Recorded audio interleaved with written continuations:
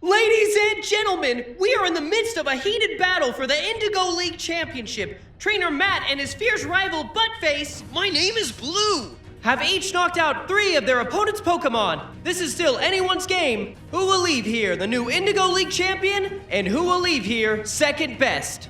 Not bad, Spat. You've definitely gotten better from the day we each left Pallet Town. But I'm just warming up. So am I, Blue, so bring it on. Gladly. Go, Arcanine! Arcanine, I should have known. All right, I'm counting on you to pull us ahead! What's up, dogs? It's Matt. And last week, I released a video of me redrawing monsters I drew as a kid. You should definitely give that a watch. And in it, I talked about how I loved franchises like Yu-Gi-Oh!, Digimon, Chaotic, and of course, the king of them all, Pokemon. I've always been a huge fan of the games, anime, and trading cards because the art is cool. Scalpers suck and can rot in a ditch, by the way. And growing up, when my brother and I weren't watching, drawing, or arguing about Pokemon, we were outside acting out fierce battles with the wildest teams. Oh, you have a Gengar? Boom, Arceus. Oh, you have a Groudon on your team? Linoon will win through the power of friendship. What do you mean my Bidoof isn't a good Pokemon to take on Cynthia? Silly stuff like that. And now that I'm older and have a fully developed brain, it has me thinking of what a good team would have looked like for each region, and which Pokemon I would want on my team based on their designs, personalities, and what I could see myself legitimately being friends with. Of course, the goal is to complete the Pokedex, so I definitely want all of them, but I can only carry 6 with me. So I'm gonna tell you what 6 Pokemon I would bring to a championship battle. Now, I'm old. As much as I try to argue against that, my back and neck pain says otherwise. I'm telling you this because I don't know jack squat about these new generations of Pokemon. What even is this thing? It looks like a tamer-designed duel monster. I only know generations 1 through 5 because they're the generations I grew up with. Anything past that, and I couldn't tell you who the gym leaders are or even what the region is called. Okay, that's not entirely true. I know some of Gen 6, but not enough to know names of Pokemon or which ones are even good in the game. Who's that Pokemon? It's Pikachu! It's Sinisty! That's literally just a freaking cop! What happened to my dog but with stripes? Where's the OGs at? Breakdown over. Why don't we get started with my list for the generation that got me into Pokemon? Gen 1. Yeah, Gen 1ers for life. Where the 90s kids at? Shut up! I'm not one of you. Gen 3 supremacy. Disclaimer, this is a Gen 1 only team. The only Pokemon I can get have to have originated from this generation. So I can't take evolved forms like Steelix, Scizor, Magmortar, or Electivire even though their Prevos are from Gen 1. Meaning, if I can't get it from the Fire Red or Leaf Green games, then it's not considered. Second, this team isn't meant to be looked at from a competitive standpoint, especially because it doesn't take the best team to beat the first generation games. These are Pokemon I love for some reason or the other, and I'm excluding all legendaries from this list because then it would probably be a legendary only team. I still definitely want to make a legendary team and make teams based on the future regions, so if you don't want to miss that, subscribe. For now though, let's stick with what I know. I did a little research to find out what makes a balanced team for Gen 1's Elite Four and the Champ, because a lot of the time, I'm not thinking about movesets, type advantages, and overall synergy of a team. That shouldn't be a surprise to anyone. I was a broke kid, so I wasn't playing the real games. I played Pokemon in my backyard with absurd movesets and a disregard for the rules. I didn't know Charizard couldn't even fly until Smosh made a video about it. So, during my research, I read that to beat the Elite Four, you need Electric, Ice, Psychic, and Ghost for sure to beat the Elite Four, and whatever you feel would be good for the team after that. Okay, let's think about this.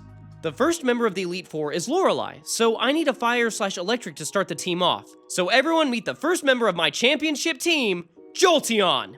Jolteon is one of my favorite evolutions. I mean, just look how cool she's designed.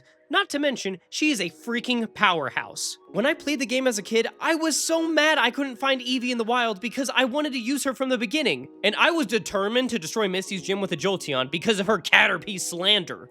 You survived this one, Misty. Sigh. You can only get an Eevee from some old guy in a building that, if you don't know about it, you'll have no idea where to find him, and there's only one in the game, so you only get one shot at this. This game stresses me out.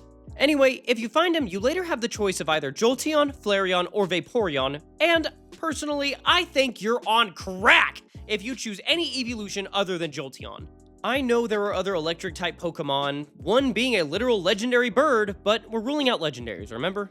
And I just won't feel cool with a Magneton or Electrode next to me. And as much as I love the mascot for this franchise, that's Ash's Pokemon. I want to craft my own team to stand beside Ash as a champion, not just be in his shadow as a copycat. Okay, so that's Jolteon to start our team off. Our next Pokemon knows how to bring the heat. I'm talking about Arcanine. What the dog doing? I'm a dog person because they're loyal, reliable, and have your back when you're in a pickle. That all literally just means loyal. Billy, shut up, you're not even in this video. So if you ask me if I want a dog that has tiger stripes and breathes literal fire, you best believe he's now a member of my team. I can just imagine myself as a kid, snuggled up with my Growlithe on a cold winter night, and growing up together, standing side by side with my fully evolved Arcanine, ready to take on all challenges that come our way. However, using him would be a tad tricky in the Elite Four because some of Lorelei's Pokemon know the move Surf, and that would most likely one-shot my boy. But he would still be helpful with these battles, especially in the end when I have to take on my rival. Arcanine is a must-have for me. I love his design, type, and moveset. And you can't tell me seeing a Jolteon riding on the back of an Arcanine wouldn't be the cutest thing in the world. Okay, we're a third of the way there, and now we're taking on the big man Bruno. He's got a lot of rock and fighting type Pokemon, and I have the answer for his rock type, but I'll save him for later. For now, let's talk about the Mon we're using to take out those Hitmons. Ladies and gentlemen, all the way from the ancient times, Aerodactyl! That's right, boys, we ain't having no lame old pigeon on our team. This team is for the big dogs. Aerodactyl has one of my favorite designs from those early generations. And walking into a gym with this guy next to you is one of the biggest flexes in the world. Not to mention, I was obsessed with dinosaurs as a kid, so now you fuse dinos with Pokemon? Ah, just shut up and take my money. His moveset will also come in handy for the later Elite Four members. He's immune to ground-type moves, so do your worst, Onix. And poison-type moves being weak against him will help out a ton when we have to take on the old lady. I'm fairly confident that if Pokemon were real, I'd fly in on Aerodactyl's back to take on the Elite Four like a boss. And using Aerial Ace and Fly, he would sweep Bruno's team. That's right. I said it. I'm that confident. Ugh, as if. Do you know literally anything about Pokemon? Your team isn't the worst thing I've seen so far, but saying one Pokemon could take out an Elite Four member's whole team is just shh. I'm better than you. Starting off the second half of our team, we're needing someone strong to take on Agatha's ghost and poison types. So we're bringing Magikarp. Okay, jokes aside, we aren't bringing the king of all Pokemon to take on Agatha's Gengar, which she has 2 of. Oh, you gotta be kidding me. In Fire Red, Psychic and Ground type moves are strong against Ghost type. I thought Ghost was strong against Psychic. Maybe that wasn't a thing in Fire Red. I could be wrong though. I also need to consider that we have Lance and the Champion after. Now, pretend I have all the Restores and Revives, so it's not like I have one Pokemon for each Elite Four member, but I need Pokemon that can do some damage to these others. Keeping that in mind, and knowing that Dragonite is Lance's ace, we're bringing a Rock type on our team. And this one might be crazy, but I'm a crazy guy, and there's not a better Rock type for my team than Golem. Now, I know that you're probably wondering, why on earth would you bring Golem when Rhydon is literally the king of ground and rock type Pokemon of this region? My answer, I just like Golem better. Maybe it's the fact that when I would play in the backyard with my brother, he would always choose the kaiju-shaped Mons, so Rhydon is one I've associated with my brother more than me. Or maybe it's the fact that you get Geodude in the early game, and he can be with you on your entire journey. Just imagine, training this little punchy rock into Graveler, And then trading him for another Graveler so you can get Golem?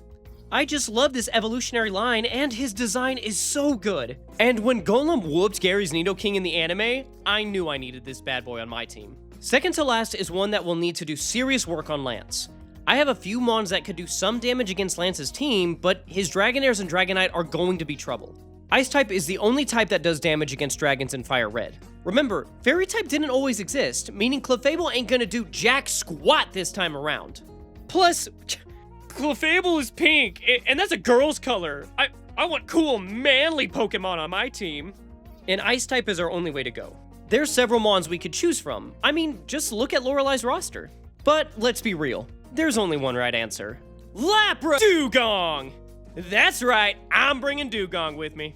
Dugong has a pretty rad moveset where he can be a good physical and special attacker, and his Ice Beam and Blizzard will definitely be a huge help when it comes to the Dragonite line. Plus, seals are just water dogs, and I already told you that I'm a dog person, meaning Dugong had to come with me. That's 5 out of our 6, and I think we have ourselves a real team here. It's so crazy to think about how far we've come to get here. I don't believe it! Both Pokemon have just knocked each other out! Each trainer is down to their last Pokemon! Ladies and gentlemen, if you're not on your feet right now, I don't believe you're human! My heart is pounding out of my chest! Who will win this heated battle? Who wins the rivalry? Last but not least, who are these trainers' final Pokemon? Ugh, I can't believe I let this battle go down to the wire like this. What the heck is going on? Matt never beat me, so how is he?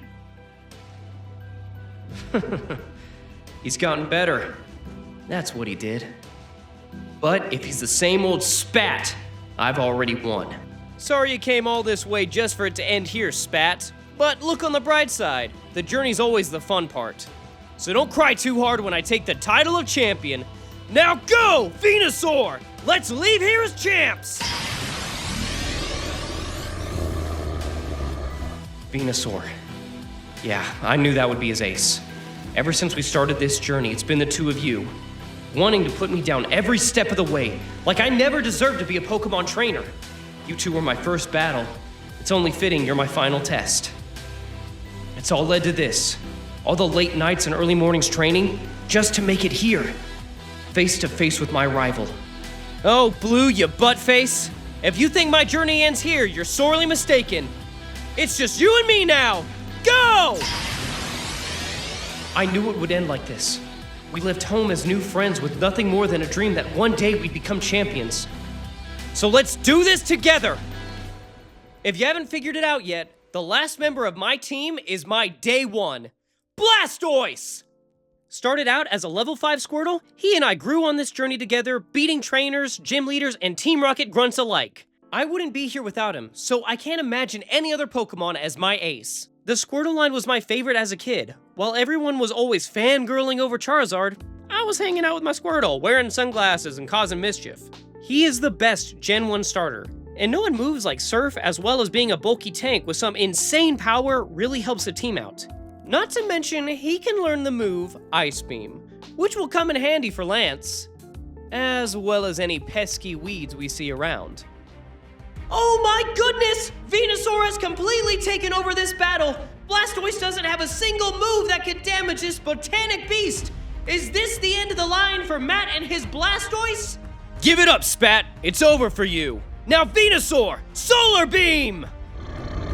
Tough break, but I've always been the better trainer. That's what you think. What? You've always counted me out, Blue. And now your ego will be your undoing. Blastoise! Ice Beam, now! What?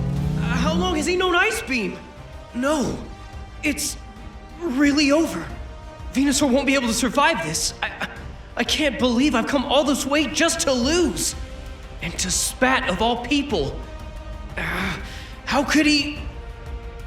He's gotten better.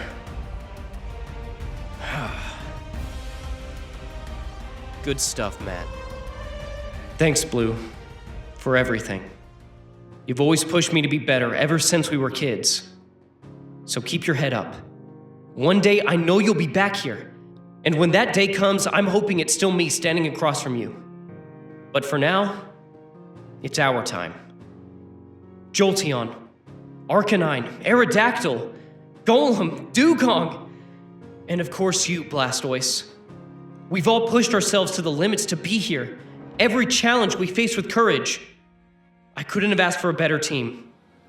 Thank you for trusting me. We did it, you guys!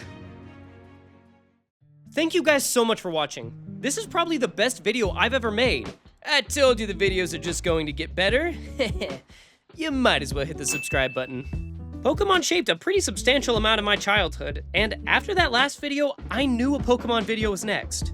Who knows, maybe the next few videos will be over Yu-Gi-Oh!, Digimon, or me and my brother's creation, Mega Monsters. If you like film reviews, short films, talking about cartoons and anime, or even just watching my little animatics do silly things on screen, be sure to like and subscribe so you can continue this journey with me. I want to hit 1,000 subscribers by the end of the year, and I really need your help for that. Imagine all of us reaching that goal and being able to say, I subscribed in February. I'm one of the OGs. you'd literally be like my Blastoise, and I would love you forever. And who knows, maybe this video does well and we get, I don't know, 1,000 views. I'll consider doing a Pokemon Nuzlocke and make drawings for the journey. Ooh. My hand hurt just saying that. Well, that's all from me, Dawgs. I'd love to stay in chat, but I think I'm gonna eat some Brock-style donuts. Catch you later, Dawgs.